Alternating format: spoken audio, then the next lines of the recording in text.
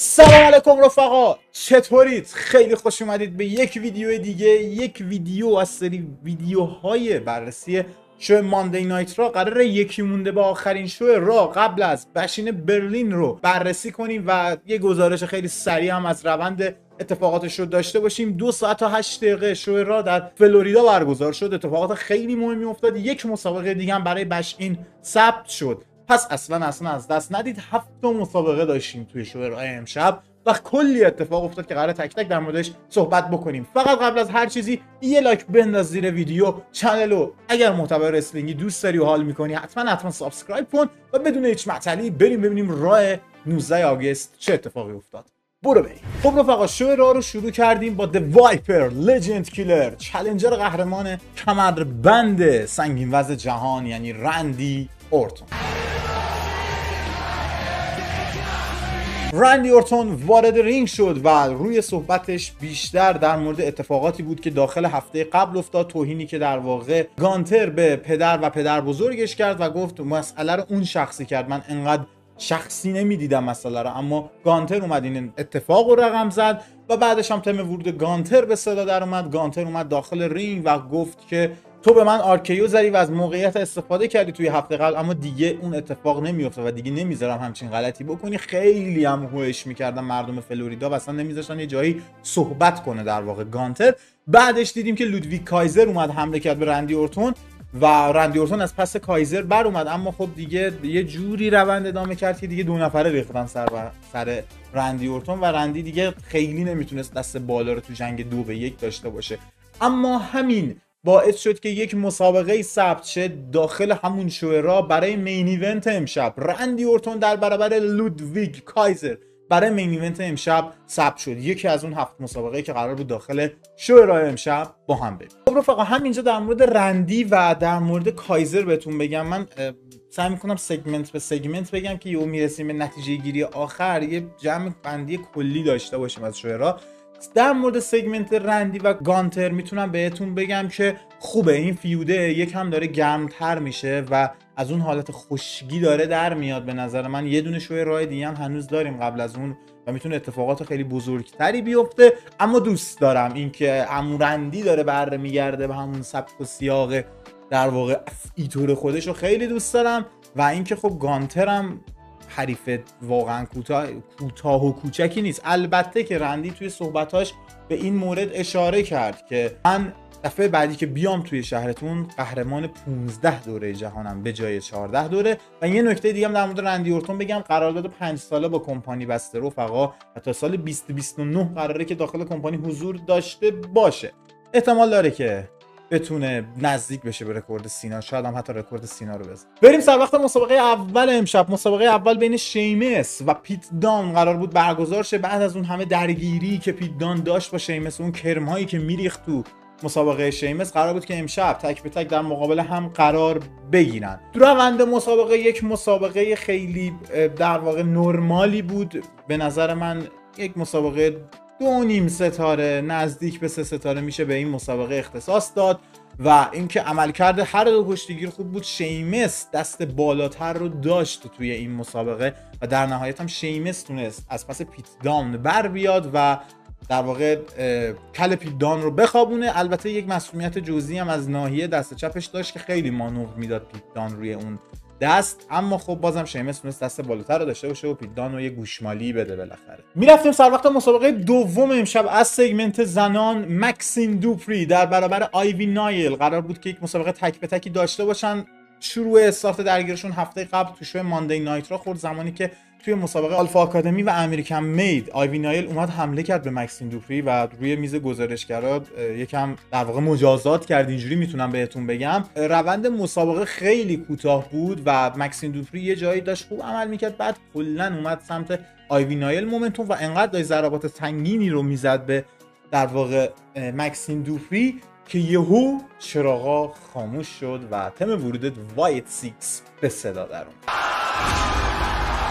چراغ خاموش شد، حاله دود اومد توی رینگو گرفت و دیدیم که نیکی کراس اومد و فیس تو فیس شد با آیوی نایل و تا زمانی که فیس تو فیس شد سریع اعضای امریکن مید ریختن داخل رینگ، یعنی جولیس و بروتس کریت در کنار چد گیبل وارد رینگ شدن که ما دیدیم از پشت طناب‌ها جو گیسی، اریک روون و دکستر لومیز اومدن سر وقت امریکن مید، مثل اینکه اینا هنوز کار داشتن با هم. قبل ترش هم تو بک استیج ما چد گیبل رو دیدیم که گفت ما هنوزم کار داریم با هم دیگه و خب همین شد. حمله کردن به اعضای در واقع امریکن مید، اعضای وایت سیکس و بروتس و جولیس کرید رو از رینگ خارج کردن. اونورم نیکی کراس افتاد روی در واقع آیوی نایل و اونو از رینگ خارج کرد و یهو دیدیم از پشت چد گیبل آنکل هودی سر رسید و آنکل هودی اومد و یه سیستر ابیگیل خرج چد گیبل کردش. یه سری مچ کارت هم ثبت شد که آخر در واقع این بررسی بهتون میگم مسابقات هفته بعد خیلی جذابن، حتما ببینید.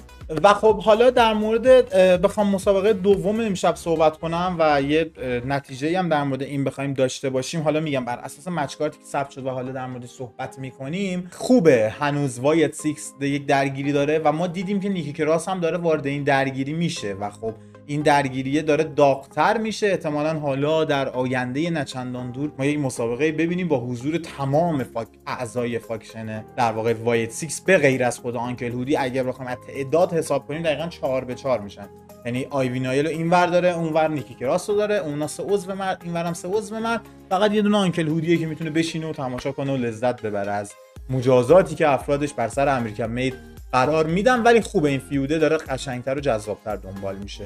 نوبتی هم باشه نوبت سگمنت بعدیه. سگمنت بعدی قرار بود سی ام پانک امشب توی فلوریدا حضور پیدا کنه. تم ورودش به صدا داره. سی ام پانک اومد داخل رینگ و دیدیم که دور گردنش یک طنابیه که توی استرپ مچ ها ما این طناب رو دیدیم و استرپ مچ رفقا مسابقاتیه که در واقع دو کشتیگیری که حضور دارن دستشون رو با یه تسمه‌ای، با یه طنابی، با یه کمربندی به هم میبندن و از یه حد ممکنی از هم نمیتونن دورشن. معمولا هم 2 حالت داره که حالا در موردش صحبت میکنیم.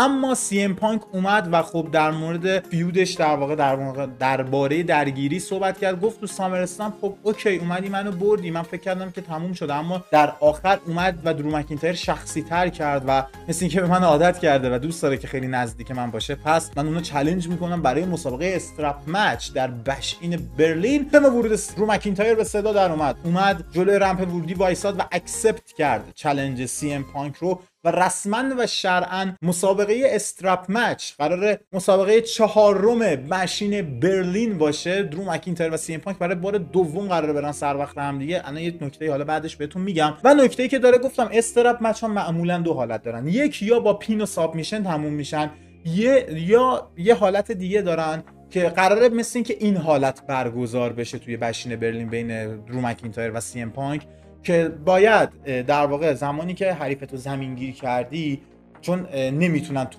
قطر وایسن، یعنی اگر یه نفر اینجا وایسه کنار کنار اون ترنباکل وایسه که میشه گوشه رینگ، اون یکی دستش نمیرسه و بعد خرکش کنه حریفو. خب مسابقهشون مثل این که اینجوریه، زمانی که بتونی 4 تا گوشه رینگو لمس کنی و اون طرفو خرکش کنی در واقع برنده مسابقه میشی و خب نباید حریف اجازه بده که بتونی بری 4 تا گوشه رینگو لمس کنی. قرار استرپ مچشون اینجوری برگزار بشه که حالا چیزی که ما دیدیم معمولا استرپ مچ اینجوری خیلی جالب عذاب در نمیان و یه حالت مسخره‌ای به خودشون میگیرن. امیدوارم که این حالت خوب باشه. در مورد این صحبت کنم حالا اینجا که صحبت‌ها در مورد درو مکینتایر و سی ام پانک تموم شد و سگمنتشون تموم شد. چیزی که هست دقیقاً اون چیزی که انتظار داریم داره اتفاق میفته. من تو ویدیوهای قبلی هم گفتم درگیری کجا قشنگ میشه. ناکن الان 1-0 مکینتایر جلو.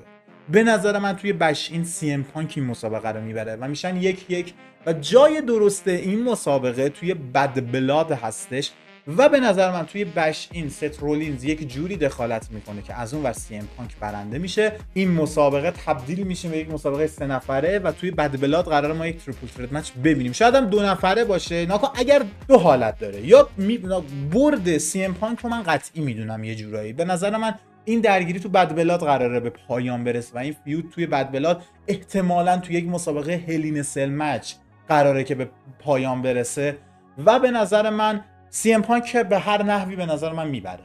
حالا اگر ست رولینز دخالت کنه این مسابقه تریپل ترت مچ میشه توی بد بلاد، اگر هم دخالت نکنه همون 2-2، ولی به نظر من ست رولینز دخالت میکنه توی این مسابقه. میرفتیم سر وقت مسابقه بعدی، مسابقه 6 من تک تیم مچ، مسابقه‌ای که قرار بود نیو دی یعنی کوفی کینگستون و اگزاویر وودز در کنار اودیسی جونز که قرار جای بیگیو بگیره یه جورایی در برابر از فاینال تستمنت مسابقه بدن. و خب این مسابقه تقریبا معمولی بود، نرمالی بود و یک مسابقه 3 تا 3.5 ستاره به نظر من لایق این مسابقه بود و ما عملکرد بی‌نظیر اودیسی جونز رو دیدیم. اودیسی جونز بی‌نظیر عمل کرد تو روند مسابقه و خب از زمانی که وارد رینگ شد اومد و کلا ایکوم و نمیدونم ریزار رو نمیدونم کرین کراس همه رو زد ترکوند عملا. فقط چیزی که ما دیدیم هم توی بکستیج هم تو روند مسابقه نارضایتی اگزاویر وودز رو داشتیم میدیدیم و مثل اینکه بوی خیانت میوزد، واقعا بوی خیانت اگزاویر وودز داره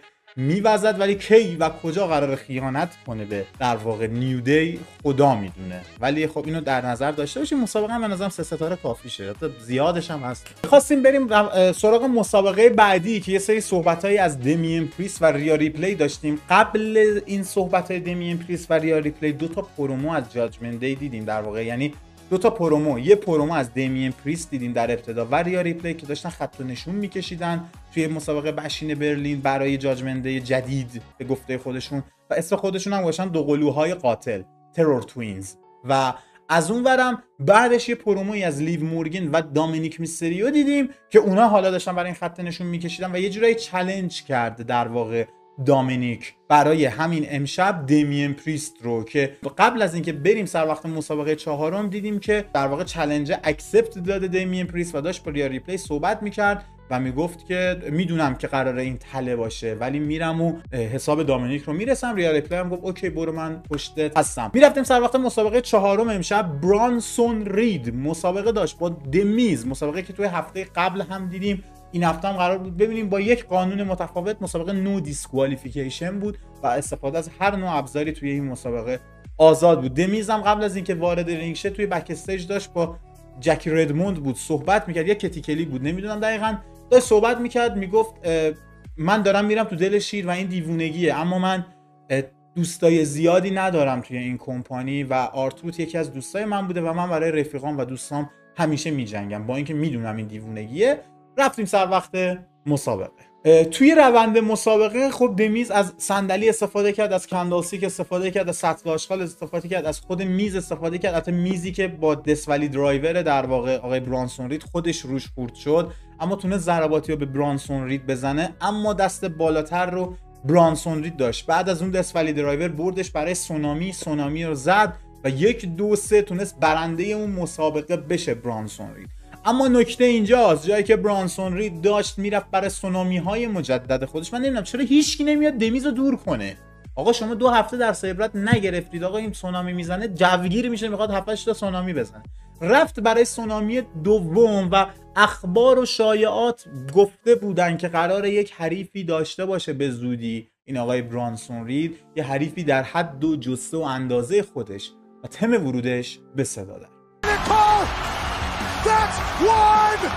بله، بران استرومن بعد از چندین هفته غیبت مجدد برگشت به ماندی نایت را و اومد و اجازه نداد که اصلا ضربه‌ای هم حتی بهش نزد، فقط اومد تو رینگ و چش تو چش کردن و اجازه نداد که دمیز قربانی بعدی برانسون رید باشه و اینجا شد که این سگمنت هم به پایان رسید دیگه. فقط اومد باش چش تو چش کرد، فراری داد برانسون. قبل از اینکه بریم سر وقت مسابقه 5 مجدد پروموی دیدیم، پروموی درباره بران بریکر که داشت با در واقع جکی صحبت میکرد و صحبتاش بر این بود که مثل اینکه قراره از هفته آینده یک تورنمنتی برای کمربند اینترکانتیننتال برگزار بشه و اینکه بران بریکر گفت من نمیدونم چرا این تورنمنت رو آدم پیرس گذاشته، هر کی بیاد من نابودش میکنم، فقط این تورنمنت داره منو برای رسیدن به حریفام کندتر میکنه، اما خب به هر حال من نابودگرم و من دهن همه رو سرویس میکنم. و بعدش رفتیم سر وقت مسابقه 5 امشب، مسابقه دامینیک میستریو و دمین پریست. تم ورود دامینیک به صدا در اومد، داشت وارد رینگ میشد که شد. تم ورود دمین پریست به صدا در اومد، داشت وارد رینگ میشد که کارلیتو، فین بلر و جیدی مکدونو از پشت حمله کردن و مسابقه اصلا زنگ شروعش به صدا در نیومد.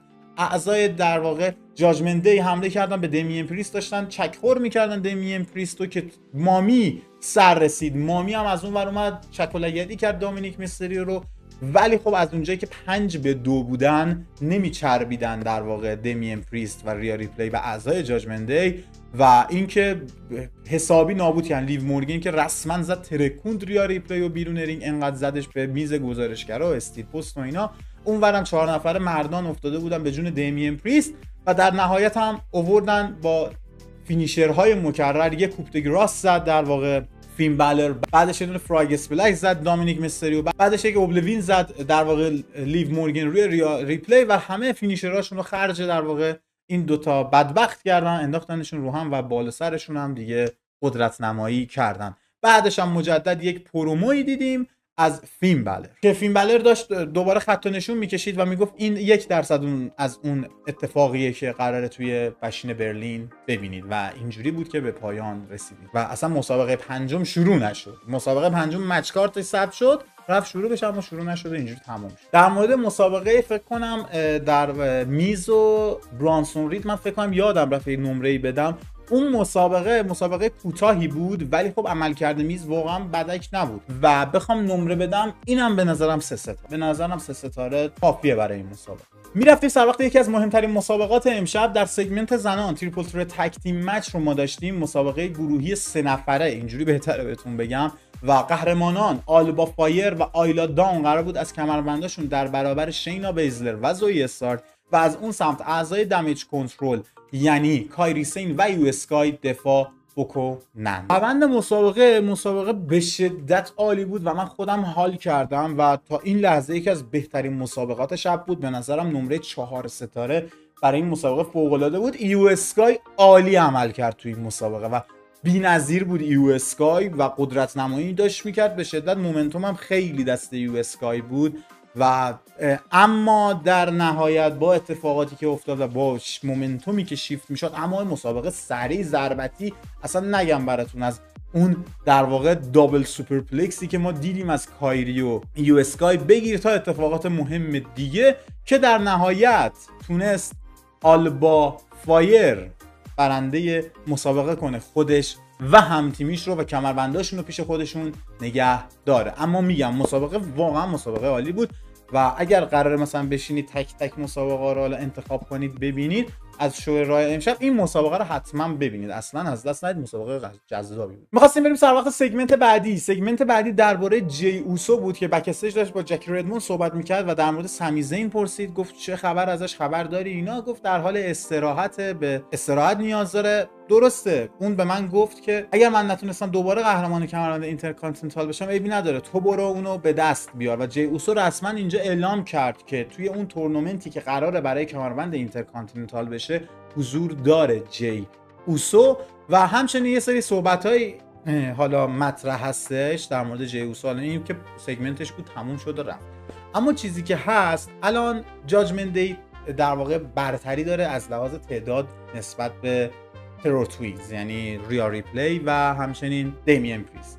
چیزی که خیلی مبهم که نه، میشه گفت داره کم کم شفاف میشه. طبق صحبت‌های قبلی جی اوسو میخواد بره سر وقت کمربندهای تگ تیم. حالا الان گفت میخوام برم برای اینترکانتیننتال، ولی خب کمربندهای تگ تیم هم مد نظرش بود در کنار سمی زین و شاید از اونجایی که حالا جی اوسو مامی یه جورایی با هم کانکت هستن ما ببینیم به زودی جی اوسو بره در کنار مامی قرار بگیره و خب اونور یکم قدرتشون بیشتر شه و از اونجایی هم که سمی زین هم یه جورایی رفیق با جی اوسو و اونم شاید میگم صحبت‌های اینجوری بودی که می‌خوایم بریم کمربندهای تگ تیم رو بگیریم، پس احتمالاً سمی هم بیاد توی تیم در واقع جاجمنت دی قبلی و یکم از لحاظ تعداد احتمالاً اینا بالانس بشن و همچین چیزی دور از ذهن نیست، داشته باشید اینو از نظرتون برای جی اوسو.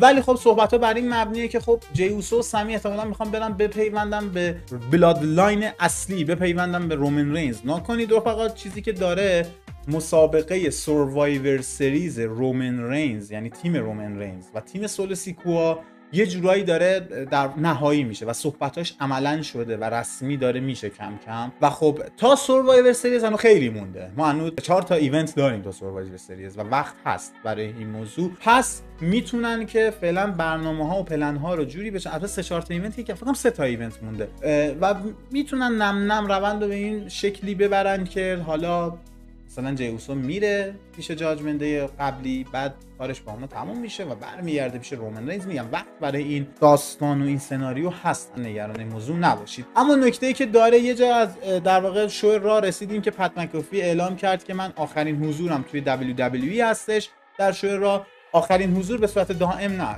چون که قرار لیگ فوتبال آمریکایی شروع شه و مسابقات شروع شه، پت مکافی میخواد بره گزارش اونا رو انجام بده.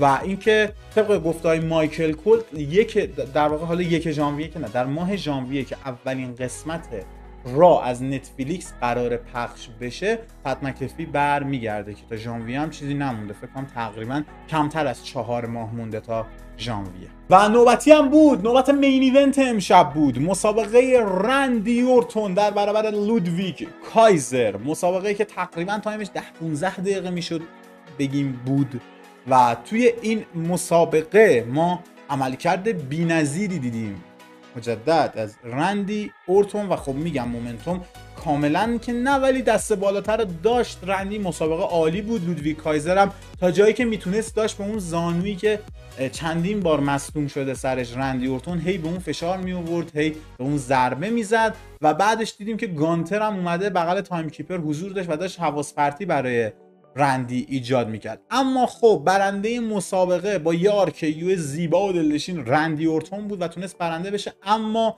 بعدش حمله کردن کایزر و در واقع گانتر به رندی اورتون و شو را لحظه‌ای به پایان رسید که این دوتا افتاده بودن به جون هم. یعنی گانتر و رندی داشتن همدیگه رو میزدن و شو را رسما و شرعاً دیگه پخش تلویزیونیش تموم شد دیگه. بعد شما نمیدونیم چی شد، ولی خب تا اینجاشو شما بدونید.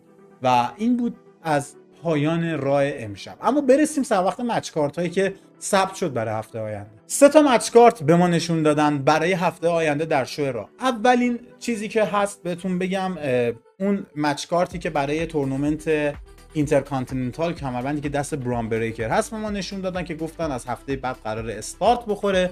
مچ کارت دوم بران استرومن در برابر برانسون رید قراره در شو راه هفته آینده که آخرین شو رو قبل از بشین هست برن سر وقت هم دیگه و ببینیم که بالاخره به این در واقع نابودگری برانسون رید پایان میده استرومن یا نه. و مچ کارت سوم که خودم خیلی دوست دارم، هر لحظه نزدیکتر بشیم به شو راه هفته آینده، آنکل هودی قراره در برابر چد گیبل مسابقه داشته باشه انفرادی تک به تک و این که خیلی به نظرم میتونه اتفاق جالبی باشه و اینو دوست دارم. اون اولشو گفتم دارن فیودر رو جذاب‌تر میکنن، اینو دوست دارم دیگه. وقتش بود که آنکل هودی هم یه خودی از خودش نشون بده و بیاد یک مسابقه تک به تک داشته باشه با چد گیبل. و 3 تا مچ کارت به ما نشون دادم برای هفته آینده و اینم بود از مچ کارت. کلی بخوام صحبت کنم در مورد نمره مسابقه رندی و لودویگ اول صحبت کنم. یک مسابقه به نظر من 4 ستاره حس میکنم. میگم بهترین مسابقه شب من همچنان حس میکنم اون مسابقه تریپل تگ تیم مچ زنان بود. حالا با اینکه خیلی‌ها با مسابقات زنان حال نمی‌کنن، اما آقا چیزی که خوب بوده رو باید بگیم خوب بوده دیگه، دروغ نداریم بگیم. اینم بهتون بگم که مسابقه چهارمم رسما ثبت شد برای بشین برلین. تا الان 4 تا مسابقه داریم، معمولا زیر 5 تا مسابقه ما نداریم توی در واقع پیپر ویو ها و یه دونه مسابقه دیگه در بدترین حالت یعنی کم یه دونه مسابقه دیگه بعد ثبت بشه. حالا مثلا سامرستان چون یک پیپر ویو بزرگه براش 7 تا مسابقه ثبت کرده بودن، اما توی این رویدادهایی که حالا یه لول پایین‌تر از پیپر ویو درجه 1 هستن معمولا دیگه 5 تا مسابقه رو تحویل به ما میده کمپانی WWE. پس اسمکدان این هفته رو اصلا از دست ندید. به نظر من توی اسمکدان قراره مسابقه آخر ثبت بشه. فکر کنم پرونده را بسته شده باشه. یعنی الان ما از را عملا 3 تا مسابقه داریم. یه دونه مسابقه رندی رو داریم در برابر گانتر، از اون ور میکس تگ تیم مچ رو داریم که حالا جاجمنت ترور توینز در برابر جاجمنت دی هستن و خب یک مسابقه دیگه هم داره ثبت میشه که سی ام پانک در برابر درو مکینتایر هستن. ولی ما از اسمکدان فقط یک مسابقه داریم که اونم کودی رودز در برابر کوین اوونز و سهم اسمکدان به نظرم یه دونه دیگه مسابقه هست. حالا یا میچین و نایا جکس رو ما قرار احتمال خیلی زیاد ببینیم، چیزی که از اسمکدان هفته قبل فهمیدیم، یا اینکه قرار رومن رینز بره سر وقت جیکوب فاتو، احتمال خیلی زیاد توی بشین برلین. پس اصلا از دست ندید اسمکدان این هفته رو. امیدوارم که لذت برده باشید. اگه خوشتون اومد از این ویدیو حتما لایک کنید، چنل رو ساب کنید، بوست به شکل ماهتون تا یه ویدیو دیگه. فعلا خداحافظ.